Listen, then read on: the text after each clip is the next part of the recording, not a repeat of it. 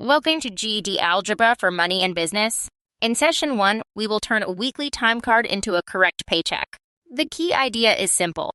Money earned equals a pay rate times an amount of work. But once a worker passes 40 hours, the rate can change, so the arithmetic must be split into parts. We will build the regular pay formula, model time and a half overtime, solve 2 complete examples, examine a double time policy, and finish with a GED-style checkpoint. By the end, you will know exactly which hours receive each rate and how to check whether your answer makes sense. Start with a week that has no overtime.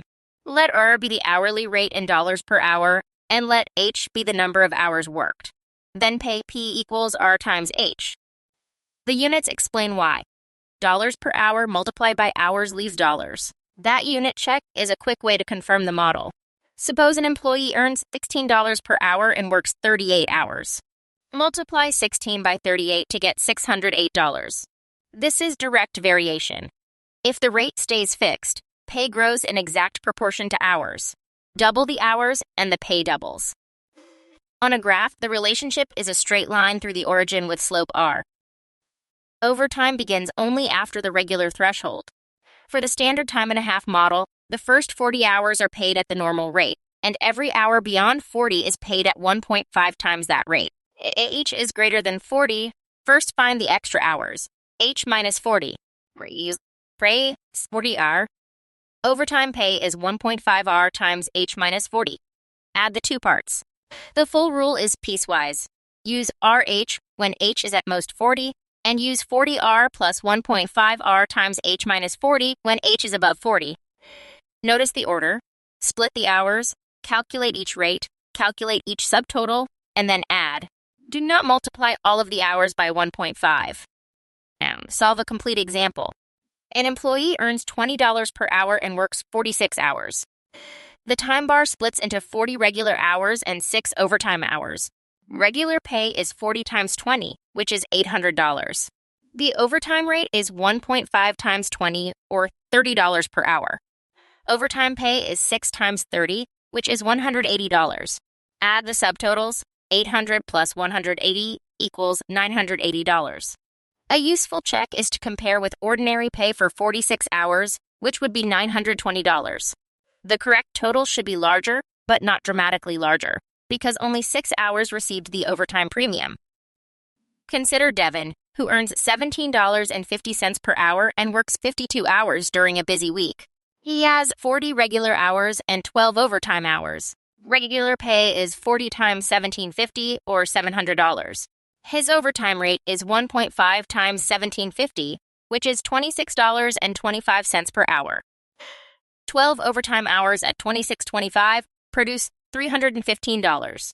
Devin's total is $700 plus $315, or $1,015. If all 52 hours had been paid at the regular rate, he would earn $910. The extra $105 is the overtime premium. That comparison is a strong reasonableness check and shows why the hours must be tracked separately. Some employers use a different policy, such as double time after 50 hours. Always read the actual rule before choosing a formula. Suppose Devin's first 40 hours are regular, hours 41 through 50 are time and a half, and hours 51 and 52 are double time. The 3 rates are $17.50, $26.25, and $35 per hour. His subtotals are $700, $262.50, and $70.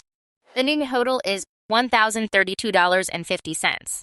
That is $17.50 more than the standard overtime total, because the final 2 hours gained an additional half of the regular rate. A changed policy creates another piece in the model. 2 mistakes cause most overtime errors. First, applying the overtime multiplier to every hour. For 46 hours at $20, 1.5 times 20 times 46 gives $1,380, which is far too high. Only the 6 extra hours receive the higher rate. The correct total is $980. Second, mixing the steps together and losing track of units. Use a reliable chain. Extra hours, overtime rate, overtime subtotal, then add regular pay. Write dollars per hour beside each rate and dollars beside each subtotal. Finally, ask whether the answer is at least the ordinary pay amount and whether the premium matches only the overtime hours. Those checks catch many calculator mistakes. Your turn. Maya earns $18.40 per hour and works 47 hours in 1 week. Assume time and a half begins after 40 hours. Find Maya's total weekly pay. Identify the regular hours, overtime hours, regular rate, and overtime rate before you calculate. Pause the video if you want more time, and keep the two pay parts separate.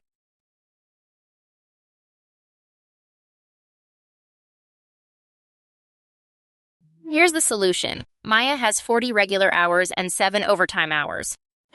Regular pay is 40 times $18.40, which equals $736. Her overtime rate is 1.5 times $18.40, or $27.60 per hour. Overtime pay is 7 times $27.60, which equals $193.20. Add the two parts to get $929.20. Ordinary pay for 47 hours is $864.80, so the overtime premium is $64.40. The total is larger by exactly 7 times half of Maya's regular rate. Use this 4-step method on every wage problem. 1. Identify each pay rule and its hour range. 2. Split the time into regular, overtime, and any additional categories. 3. Multiply each group of hours by its matching rate. 4. Add the subtotals and run a reasonableness check. For standard overtime above 40 hours, remember 40R plus 1.5R times H minus 40. Keep the parentheses around H minus 40 because only the extra hours belong there. And remember that workplace policies and local laws can differ, so the problem statement determines the threshold and multiplier. Clear pieces lead to a correct paycheck.